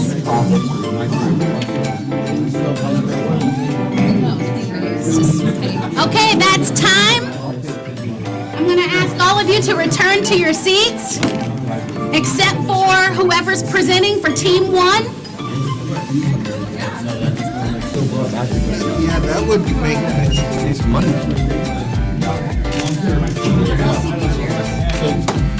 I've known you guys for a long time. We nominated John. Yeah, good luck.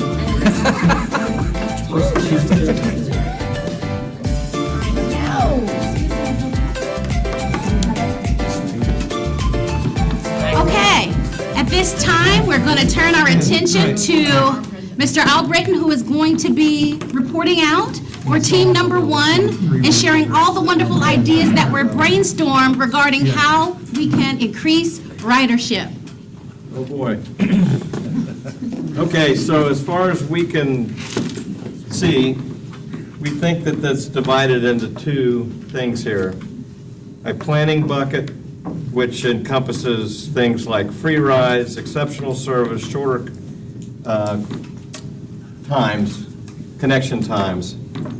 And the other one would be like a marketing bucket that includes tourism, businesses, and schools, and things like reaching out to communities, doing special events, more positive advertising, reward programs and rides, things like that, after-school programs. So a lot of little sticky notes here, but that's kind of where we put it in the two different things. All right, excellent, great report out. So now we turn it to Mr. Scott, who's going to share how we can improve revenues. All right, thank you. So our group really came up with, really you can focus on 3 things. Number one thing is sponsorship, which obviously was a result of the discussion that we had this morning. So a lot of selling sponsorships, also looking for marketing partnerships, also evaluating fairs, regular fairs and also MOD fairs, and then evaluating the types of services that we offer, whether evaluating new tourist-based services, special events, raise gains, and other types of specialty events. That's really the 3 big things: sponsorship, marketing partnerships, fairs, and then evaluating new types of services. Right, excellent. And next, Mr. Schulman will summarize for us your ideas about how we can decrease expenses. So first, before I start, I want you to take a look at wards 1, wards 2, and wards 3. So without knowing anything, right, if you just walked into this room, you would say, we have a lot of ideas on increasing ridership, we have a lot of ideas over here, but we don't have a lot of ideas on how to decrease expenses, which tells me that we're doing a good job. So, and Al didn't tell me to say that. But visually, it was interesting to look around and see that. So we have a couple of different categories. One is around operational efficiencies as far as the bus routes, creating a separate P&L for each bus route to make sure that it's producing, and then using vans on unpopular routes. Increasing efficiencies from an organization, I guess from the administrative side, looking at staffing levels and possible outsourcing options. We also had the continual shift of expenses to cities, right? So we started this process of, with trash, moving some of those expenses to the municipalities that they're located in, but see other opportunities, whether it's, sponsoring shelters or whatnot. And then we also had the suggestion of less fare-free days, or no fare-free days. Thank you. Well, thank you all for your participation. I turn it back over to Debbie. Thank you, Tamika, and thank you, everyone, for participating in this. You all make great budget analysts, by the way, and I do have an open position in what we call our financial planning and analysis area, if anybody wants to apply. Question, could you, are you guys going to pull these together? Oh, my Summarize? Okay, goodness, good. that Thank is you. a great question. One of the things that you've put a lot of time, effort into this, I've taken some notes, we're taking pictures, and we will be using this throughout the budget process to come back to you on all your ideas, not just some of them, on all your ideas, to see how we can integrate them into the budget. So, yes, this was very helpful, very, very helpful, besides being fun. Okay, now I'm the only thing between you and a Jimmy John's sandwich, but what I want to talk about here at PSTA, we do forecasts. And forecasting is one way of being able to see if you have any challenges ahead and how you can address them before they become a critical issue. Not every government agency does do forecasts, believe it or not. And I have a hard time, even in my own personal life, how do you not plan ahead? But that's just me. So when we entered the budget season for fiscal '24, which we're in, and for our new members, that's October 1st through September 30th, so we're in fiscal '24. We saw, as we started in the budget process and looking at our assumptions, the orange line here is expenses. And we hit the inflationary period and expenses were projected going up. You can see that the blue line, which is revenues, it went up, and that's COVID dollars, and now it's flattening back out, as I call it, where it's like the snake eating the pig. We've now gotten past that into little tiny piglets as we're going through. And so our revenue lines are becoming more flat, the expenses were going up. Well, this is unacceptable. We have to have budgets equal revenue, or expenses equal revenue. So we took a very strategic approach to how do we do this? How do we make the future look a lot better? And we did. It was not easy. We went ahead and for the non-personnel costs, the salaries and fringes are primarily governed by the union contracts, which is where most of the employees are, we kept everything as flat as possible. We did route adjustments. And as you know, that was a process we went through. We heard a lot from the public. We were able to make some of the changes we recommended, but not all of them. And thanks to Commissioner Scott, we were able to implement a privatized on-demand service as a pilot for one of the routes that we're eliminating. So we're giving that a try. Now, in this year's budget, we were able to successfully negotiate healthcare increases at 0%. I'm still not sure quite how we achieved that. I'm not going to question it. I'm going to go with it.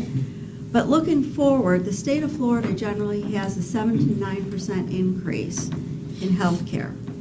So I am anticipating something in that range for this year, for fiscal '25, as we start to go into it. We're at an early stage in the budget process. There's a lot of unknowns. We don't know what's going to happen with the state legislature. We don't know what's going to happen with our health insurance costs, which is a big driver. And one of the things that we do, one of our other cost drivers is fuel. HART, we go under the HART contract. They're in the process, or will be in the process of getting a new contract. So I cannot lock in next year now, which unfortunately we're at some pretty good prices. So what we're going to be doing is doing all the monitoring during the course of the coming months. We'll be coming back to you, not only on all the great ideas you had today, but as things get negotiated, such as healthcare, we'll be coming back to you, obviously, for approval on that. Monitoring all the fiscal impacts as we go through the legislation. And what I think is going to be really important and an interesting exercise is the community bus plan. We talked about, Jacob talked about earlier, core, what they call core versus coverage. Things for you to start thinking about. Do you want to have service that covers a bigger area, or do you want to get it closer to the core? If we get it closer to the core, that means potentially restructuring where our assets go. So we might have areas that wouldn't be covered by traditional big bus service. So I can't wait for that to come out and for us to start the good discussions on that. And I open up for any questions, comments, more thoughts and ideas. Yes, sir. Commissioner Scott, you go first. Thank you. Do we have to, can we buy outside of that HART contract? Do we have to buy that HART contract? Well, We're not supposed to. yeah, I mean, we're locked into a contract now through the end of. Now is a good time to buy fuel. It is. And I know I've asked Al about it because I watch the fuel prices daily, as does his staff. You know, I don't know if they can hurry up. Like in the military, just hurry up. Commissioner Reed? Commissioner Scott, just want to piggyback on that. When we give our estimated volume, and that's how they come up with their surcharge, for lack of better terms. Right. So for us to go outside the contract, technically we could, but, you know, they give us aggressive pricing because of our estimated volume. Debbie's my boss, so you know I'm going to be all over it. So I'll talk to their director of procurement and give Debbie an update on exactly where they are and see if they can escalate that a little faster. Commissioner Reed, you had a question? I have a comment. I don't have a comment. I'm going to ask somebody else, and Mr. Ross over there, Silvers, to give a little comment, even though he says we're not supposed to get excited. This did come up in the discussion. We talked about using our vans or our, you'll say it better, but to do multiple rides on one bus, multi-use. So I'm going to let him, because I think it's pretty exciting. Sure, so just in the, we have Spare as our software provider for our access service and our MOD. And so we've been working with Spare, continuously improving kind of performance on the software as well. And so we're really excited in the past week to see that we've got about double the amount of shared rides happening on the PSTA access service without sacrificing on-time performance nor sacrificing efficiency in the service. That's a big step. It's big enough so that Tom and Tom at Transdev, which is our main contractor, actually they were like, wow, like this is really positive. So they're usually the first to say, we need more of this, more of that, make it better. So to get this kind of positive out of them and to see those numbers is exciting. It's just the first week, after some tweaks, but we'll keep you posted. Thank you very much for that. Any other questions? No, I got a comment. Yes? Oh, this would be a question of you, Debbie. When, speaking of the contract with Transdev, the PSTA pays for their fuel, all right? The fuel for their vehicles. And I believe it runs roughly about 10,000 gallons a month. Is that accurate, or would you know? I honestly don't know. Okay, is that locked in, meaning, I know it was at $3.40 a gallon for a while is what PSTA was paying. Can you tell me where We we are? lock with that? in diesel fuel only, because that's the only type of fuel that we can lock in. One of the things that I've asked Al is it possible, because we have Jolly Trolley, First Transdev, that we purchase fuel for, so we have some gasoline in there as Right. well. Is there any way we can do something with that? I don't know whether it would be worth it or not, but if you don't ask the question, you won't know. Okay, because 10,000 gallons a month is pretty substantial, if we could save people. And that's accurate, ma'am. It is about 10,000. January, they used 16, so it wasn't enough to. And what, do you have any idea what we're paying for that? Yes, and I can give Debbie that information. Okay. I have a summary of it. Yeah, whatever, all right, appreciate it, thank you. All right, anything else for Deb? All right, well, thank you, everyone. Is that it? I think we're a little ahead of time. I don't know how we did that. We are ahead of time. We finished ahead of time. I just want to thank everybody. I thought this was a very productive, great session to get started for 2024 for our budget. I can't thank the staff and Brad for an amazing job we got here done today. And thank you all for coming, and I look forward to working with you. Something else, Deb? Yes, I was going to say, we weren't teasing, we do have Jimmy John's coming, so we've got some sandwiches to go. I think they were supposed to be here in a couple minutes, 11:30-ish, so please feel free to, while you have this opportunity, relax, stay and grab a little lunch to go. All right, everybody, thank you. See you at the board meeting. Have a great day and a great weekend in the beautiful state of Florida. Thank you for coming. This meeting is adjourned. I'm going to text you. Thank you. And have some Italian.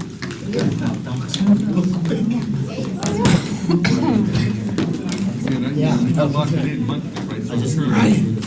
we're gonna need $10,000 For a podcast. Okay? I got you in my phone. Yes. I think I do.